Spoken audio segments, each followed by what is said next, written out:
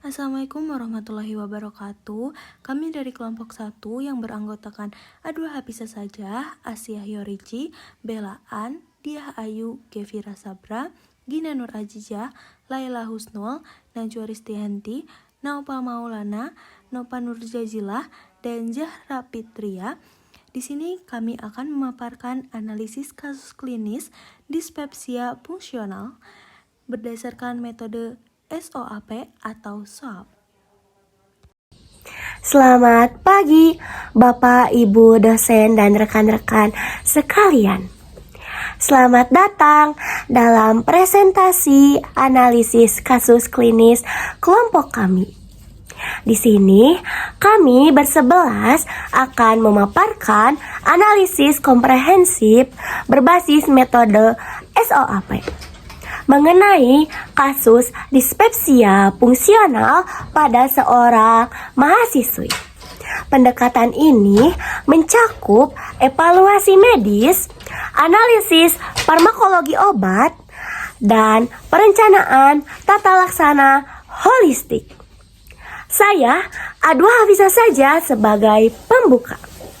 Selanjutnya, penjelasan mengenai data subjektif pasien akan disampaikan oleh rekan saya, Asia. Terima kasih Adwa. Saya Asia Hyorici yang akan menyampaikan komponen subjektif pertama.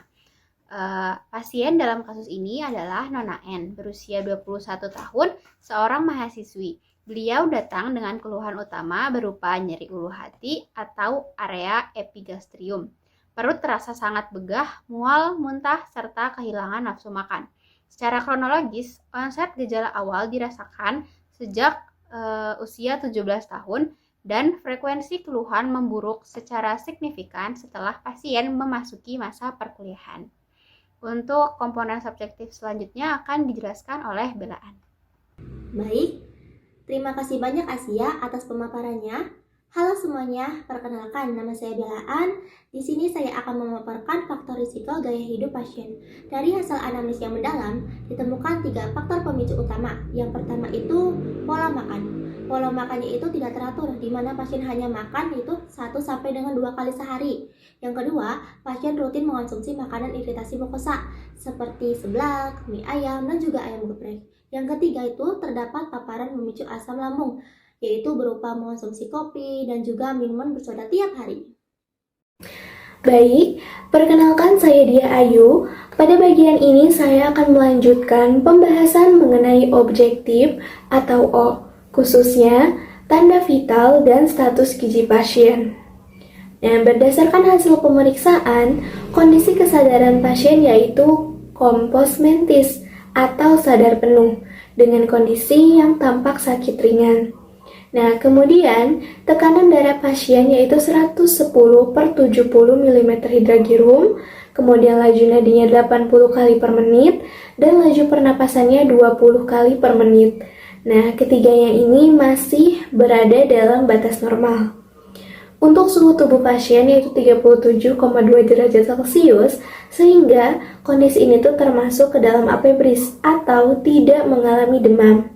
Nah, selanjutnya dari pemeriksaan antropometri didapatkan tinggi badan pasien itu 153 cm dan berat badannya 38 kg. Nah, dari data tersebut diperoleh IMT sebesar 15,63 kg per meter kuadrat yang menunjukkan bahwa status gizi pasien ini termasuk kurus atau underweight. Nah, jadi dari pemeriksaan objektif dapat diketahui bahwa tanda vital pasien secara umum masih dalam batas normal. Namun, pasien ini memiliki status gizi yang tergolong kurus.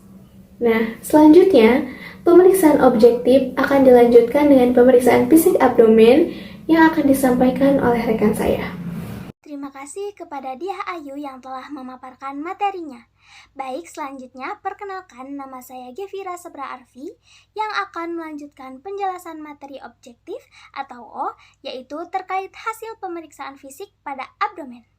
Pada palpasi ditemukan nyeri tekan epigastrium positif yang menandakan adanya iritasi atau hipersensitivitas visceral pada mukosa lambung.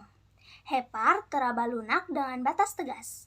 Pada perkusi didapatkan suara timpani di seluruh lapang abdomen yang menunjukkan penumpukan gas.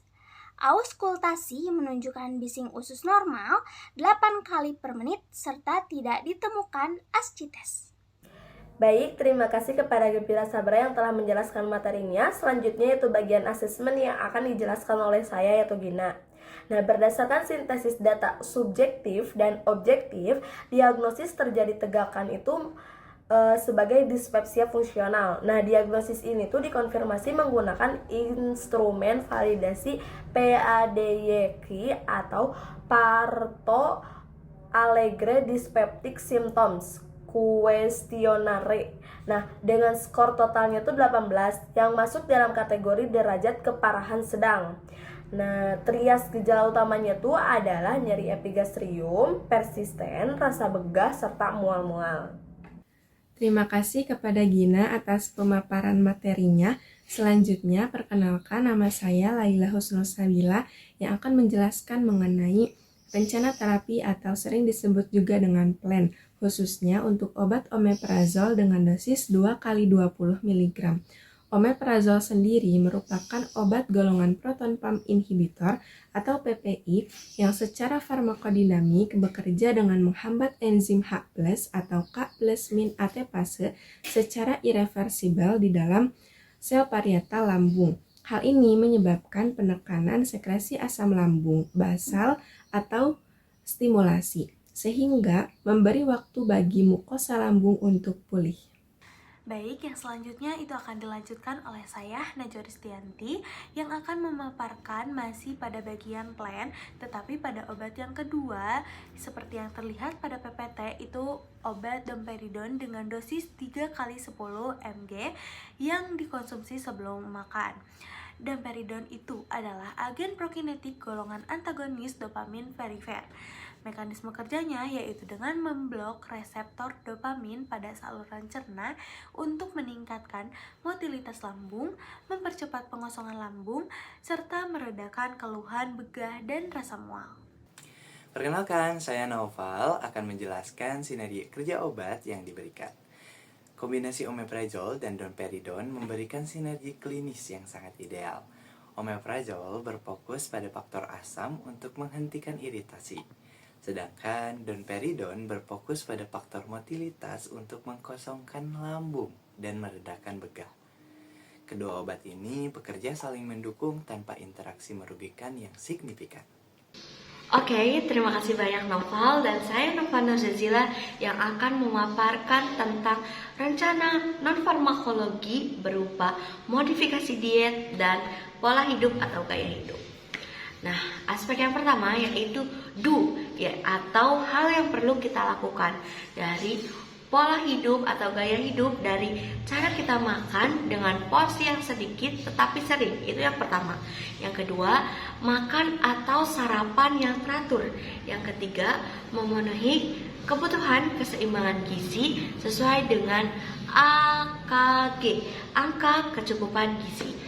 Nah, tadi do, dan yang selanjutnya ada don'ts atau hal yang perlu kita hindari.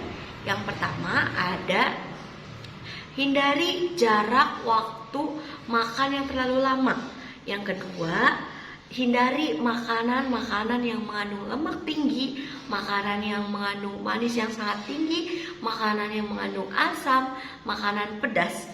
Dan yang ketiga, hindari atau jangan mengonsumsi makanan atau minuman yang mengandung kafein, makanan atau minuman yang bersoda, dan makanan dan minuman yang mengandung alkohol.